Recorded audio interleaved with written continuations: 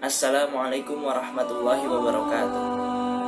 Izinkan saya memperkenalkan diri sebelum memasuki penjelasan dan materi yang akan saya sampaikan. Nama saya Frana Wijaya. Saya berasal dari Universitas Muhammadiyah Profesor Dr. Hamka, Fakultas Agama Islam, Prodi Pendidikan Agama Islam.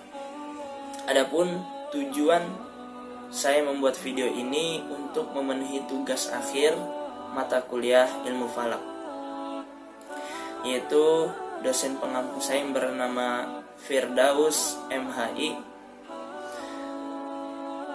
Baik, langsung saja kita masuk materi. Bismillahirrahmanirrahim. Alhamdulillah, alhamdulillahi nahmaduhu wa nasta'inuhu wa nastaghfiruh wa na'udzu billahi min syururi anfusina wa min sayyiati a'malina may yahdihillahu fala mudilla lahu wa may yudlilhu fala hadiyalah. Asyhadu an la ilaha illallah wa asyhadu anna Muhammadar Rasulullah. Rabbi shrah li sadri wa yassir li amri wahlul 'uqdatam min lisani yafqahu qawli. Pada materi kali ini yang akan saya sampaikan yaitu penjelasan tentang ilmu falak dan waktu-waktu sholat fardu. Mungkin teman-teman sudah tahu apa itu ilmu falak. Silahkan isi di kolom komen. Nah, ilmu falak itu adalah ilmu yang mempelajari lintasan benda-benda langit, khususnya bumi, bulan, matahari pada orbitnya masing-masing, dengan tujuan untuk mengetahui masing-masing antara benda langit yang satu dengan yang lainnya, agar dapat diketahui waktu-waktu di bumi ini terkait kepentingan ibadah.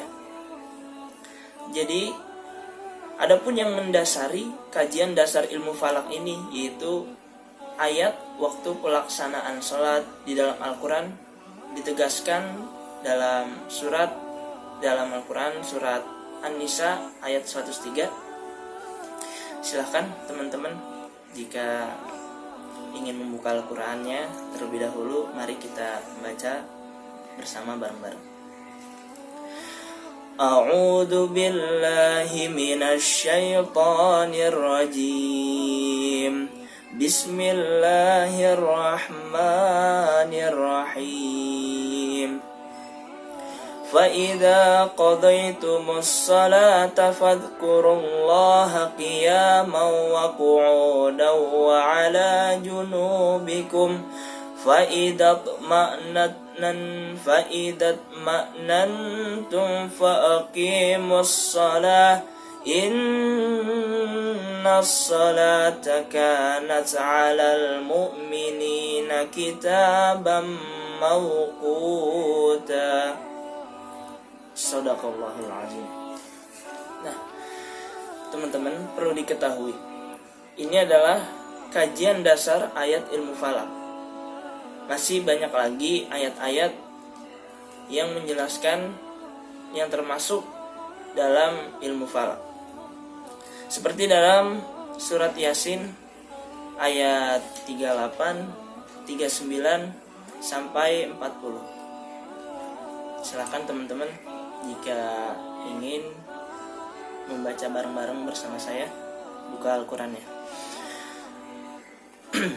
A'udzu billahi minasy syaithanir rajim. Bismillahirrahmanirrahim. Wasyamsu tajri limustaqarrin laha dzalika taqdirul azizil alim. Wal qamara qaddarnahu manazila hatta 'ada kal 'urjunil qadim. Lasyamsu yanbaghi laha an tudrikal qamara walal lailu sabiqun nahar wa kullun fi falaki yasbahun. Shadaqallahul azim.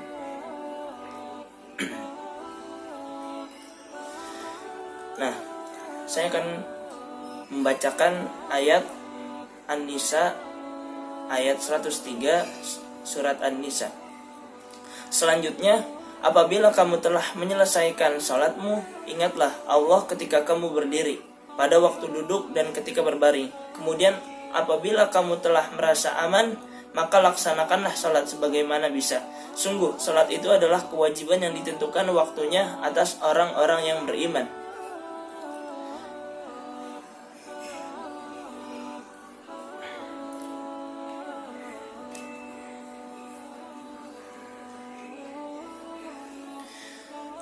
Dan selanjutnya saya akan membacakan ayat 38, 39 sampai 40 surat Yasin yang telah saya baca tadi. Dan matahari berjalan di tempat peredarannya. Demikianlah ketetapan Allah yang Maha Perkasa, Maha Mengetahui. Dan telah kami tetapkan tempat peredaran bagi bulan, sehingga setelah ia sampai ke tempat peredaran yang terakhir, kembalilah ia seperti bentuk tandan yang tua. Tidaklah mungkin bagi matahari mengejar bulan, dan malam pun tidak mendahului siang, masing-masing beredar pada garis edarnya. Nah, jadi teman-teman, itulah sedikit apa itu pengertian ilmu falak yang dapat saya sampaikan. Nah, selanjutnya teman-teman yang perlu kita ketahui yaitu waktu-waktu sholat fardu. Kenapa kita harus mengetahui waktu-waktu sholat fardu? Nah, karena kita harus tahu teman-teman ya, sholat itu merupakan salah satu sarana yang paling penting, sangat utama dalam hubungan antara manusia dengan Allah Subhanahu wa Ta'ala. Maka dari itu kita perlu tahu waktu-waktu sholat fardu. Nah, yang pertama itu ada waktu subuh. Nah, waktu subuh ini terdapat ciri-cirinya. Waktu subuh ini diawali saat fajar shadiq sampai matahari terbit. Itu adalah waktu subuh. Terdapat juga dalam Al-Quran surat At-Takwir ayat 18. Silahkan kita buka Qurannya dan kita baca bareng-bareng. A'udzu billahi minasyaitonir rajim. Bismillahirrahmanirrahim. Was-subhi idza tanaffas.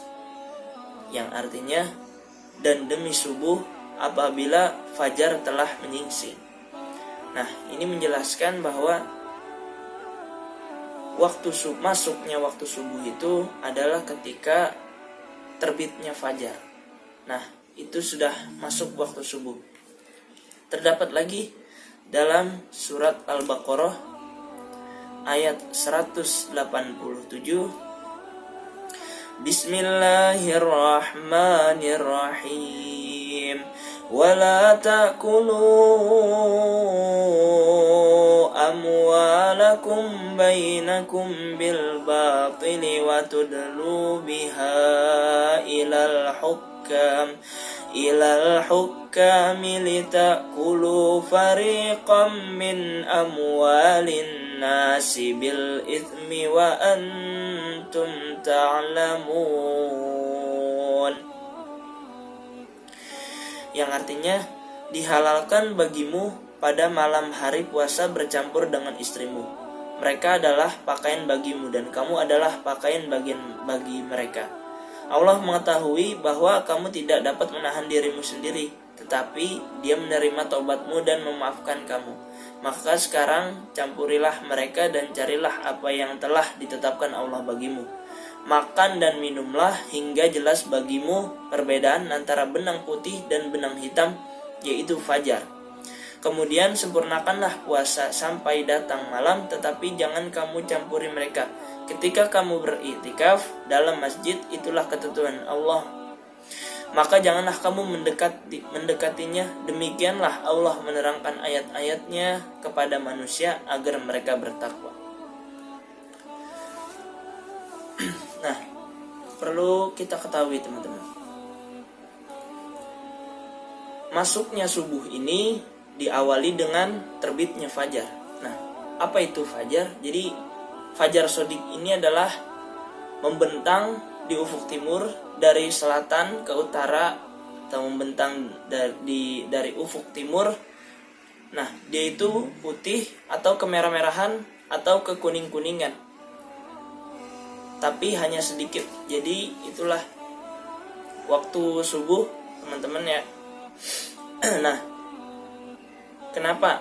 Kapan waktu subuh ini tepatnya? Nah, dijelaskan dan sudah diteliti selama bertahun-tahun bahwa masuknya waktu subuh itu jika posisi matahari di bawah ufuk minus 20 derajat itu belum fajar. Nah, ini sudah diteliti oleh pimpinan pusat Muhammadiyah, dan di dalam tanfisnya juga sudah dicantumkan dan ditetapkan dan sudah diputuskan bahwasannya waktu subuh ini fajar mulai muncul itu ketika matahari di bawah ufuk minus 18 derajat. Saya ulang, matahari ketika fajar muncul itu ketika matahari di bawah minus 18 derajat, itu baru muncul fajar. Nah, yang sebelumnya itu posisi matahari di bawah ufuk minus 20 derajat itu sudah diteliti selama bertahun-tahun, ternyata belum fajar. Fajar belum terbit. Nah, yang artinya fajar ini belum terbit. Dan yang perlu kita ketahui teman-teman, bahwasannya waktu sholat subuh itu ditandai adanya dengan fajar terbit. Nah, matahari di bawah ufuk minus 20 derajat ini belum fajar. Nah, ketika sudah dilakukan penelitian secara ilmiah oleh pimpinan pusat Muhammadiyah, sudah memutuskan dan menetapkan bahwa matahari itu fajar mulai muncul ketika minus 18 derajat, itu baru fajar muncul. Nah, oleh karena itu Muhammadiyah memutuskan dan menetapkan waktu sholat subuh itu ditambah 8 menit, barulah azan dikumandangkan masuknya waktu subuh. Nah, selanjutnya yaitu waktu zuhur. Nah, waktu zuhur ini pun mempunyai ciri, yaitu dimulai sejak matahari benar-benar tergelincir sampai bayang-bayang seseorang sama dengan tingginya. Jadi bayangan itu dengan benda dengan bayangan benda itu sama tingginya, maka itu sudah masuk waktu zuhur. Jadi waktu zuhur ini, jika benar matahari ini benar-benar, maksudnya itu sudah benar-benar di atas kita posisinya. Nah, sampai bayang-bayang seseorang ini sama tingginya. Jadi benda dengan bayangan benda ini sama dari tingginya, seperti itu ya. Mungkin bisa diukur dengan benda ya. Jadi misal ini benda dan ini bayangannya, maka tinggi dari benda dan bayangannya itu sama. Nah, selanjutnya itu masuk waktu asar. Nah, waktu asar ini ada pun cirinya juga teman-teman. Kita ketahui jika bayang-bayang benda itu 2 kali melebihi panjang benda itu sendiri. Jadi kalau kita mengukurnya itu, benda itu berdiri tegak, lalu bayangannya itu panjangnya 2 kali lebih panjang dibanding dari benda tersebut. Nah, itu adalah di awal masuknya waktu asar. Jadi itulah awalnya ciri-ciri masuk waktu asar. Selanjutnya waktu maghrib. Nah, waktu maghrib ini diawali pada saat matahari ini benar-benar terbenam di ufuk sampai hilangnya cahaya merah di langit barat. Nah, jadi ketika matahari terbenam, itulah waktu maghrib masuk. Nah, selanjutnya itu adalah waktu isya. Nah, waktu isya ini diawali dengan hilangnya cahaya merah, yaitu yang bernama syafaq di langit barat, sehingga terbitnya fajar sidik, sehingga terbitnya fajar sidik di langit timur. Jadi syafaq ini sinar matahari yang masih dapat diterima oleh lapisan atmosfer bumi. Nah, itu yang bernama syafaq. Nah, kalau kita lihat teman-teman, yang diubah, yang waktunya ditambah itu hanya waktu subuh 8 menit. Waktu zuhur sudah diteliti waktunya tepat, yaitu pas bahwasannya matahari itu benar-benar berada di atas dan tinggi bayang-bayang itu sama dengan benda. Itu masuk waktu zuhur. Nah, terdapat juga waktu asar, yaitu jika benda itu berdiri tegak dan bayang-bayangannya itu panjangnya 2 kali lebih panjang dari benda tersebut. Nah, itu masuk waktu asar. Nah, adapun waktu maghrib ini matahari itu benar-benar terbenam. Nah, itu adalah tanda masuk waktu maghrib. Dan terakhir yang waktu isya yaitu benar-benar hilang cahaya merah. Nah, disitulah sudah mulai waktu isya. Jadi ketika syafaq itu telah hilang, itulah masuk waktu isya. Dan yang ditambah 8 menit hanya waktu subuh. Karena yang sebelumnya itu dengan matahari itu berada di bawah berada pada minus 20 derajat, itu belum masuk waktu fajar. Tapi ketika minus 18 derajat, itu sudah masuk waktu fajar. Jadi seperti itu.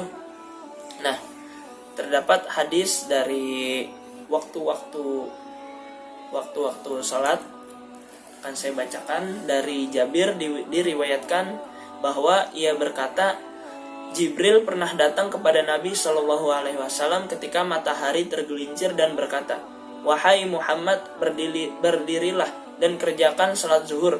Maka Nabi Shallallahu Alaihi Wasallam berdiri dan mengerjakan salat zuhur. Kemudian Jibril datang lagi kepada Nabi Shallallahu Alaihi Wasallam ketika bayangan benda sama panjangnya dengan bendanya dan berkata, "Berdirilah dan kerjakan salat asar." Maka Nabi Shallallahu Alaihi Wasallam berdiri dan mengerjakan salat asar. Kemudian Jibril datang lagi kepada Nabi Shallallahu Alaihi Wasallam ketika matahari terbenam dan berkata, "Berdirilah dan kerjakan salat maghrib." Maka Nabi Shallallahu Alaihi Wasallam berdiri dan mengerjakan salat maghrib. Kemudian Jibril tinggal di situ sampai hilangnya syafaq. Kemudian datang kepada Nabi Shallallahu Alaihi Wasallam dan berkata, "Berdirilah dan kerjakan salat isya." Maka Nabi Shallallahu Alaihi Wasallam berdiri dan mengerjakan salat isya. Kemudian Jibril datang lagi kepada Nabi Shallallahu Alaihi Wasallam ketika fajar menyingsing memulai subuh dan berkata, "Berdirilah wahai Muhammad dan kerjakan salat subuh." Maka Nabi Shallallahu Alaihi Wasallam berdiri dan mengerjakan salat subuh. Nah, pada keesokan hari Jibril datang lagi kepada Nabi Shallallahu Alaihi Wasallam ketika bayangan benda sama panjang dengan bendanya dan berkata, "Berdirilah dan kerjakan salat zuhur." Maka Nabi Shallallahu Alaihi Wasallam berdiri dan mengerjakan salat zuhur. Kemudian Jibril datang lagi kepada Nabi Shallallahu Alaihi Wasallam ketika bayangan benda 2 kali panjang bendanya dan berkata, "Berdirilah dan kerjakan salat asar." Kemudian Jibril datang lagi kepada Nabi Shallallahu Alaihi Wasallam ketika matahari terbenam dan beliau terus di situ dan tidak beranjak. Kemudian berkata, "Berdirilah dan kerjakan salat maghrib." Maka Nabi Shallallahu Alaihi Wasallam berdiri dan mengerjakan salat maghrib. Kemudian Jibril datang lagi kepada Nabi Shallallahu Alaihi Wasallam ketika isya saat sepertiga malam telah berlalu dan berkata, "Berdirilah dan kerjakan salat isya." maka Nabi Shallallahu Alaihi Wasallam berdiri dan mengerjakan sholat isya. Kemudian Jibril datang lagi kepada Nabi Shallallahu Alaihi Wasallam pada waktu subuh. Jadi ketika subuh sudah sangat terang dan berkata, berdirilah dan kerjakan sholat subuh. Maka Nabi Shallallahu Alaihi Wasallam berdiri dan mengerjakan sholat subuh. Kemudian ia berkata, waktu di antara kedua waktu itu seluruhnya adalah waktu sholat. Hadis riwayat Ibnu Hibban dalam Sahihnya. Hadis senada juga diriwayatkan oleh An-Nasai dan beberapa ahli hadis lainnya. Jadi itu saja yang dapat saya sampaikan. Semoga ilmu yang bisa sampaikan ini berguna, bermanfaat bagi kita semua dan diridhoi oleh Allah Subhanahu wa taala. Saya memohon apabila terdapat kesalahan kata, baik perbuatan ataupun sikap saya yang kurang baik, saya memohon maaf yang sebesar-besarnya, dan hanya itu yang dapat saya sampaikan. Kurang lebihnya mohon maaf. Billahi taufiq wal hidayah. Fastabiqul khairat. Assalamualaikum warahmatullahi wabarakatuh.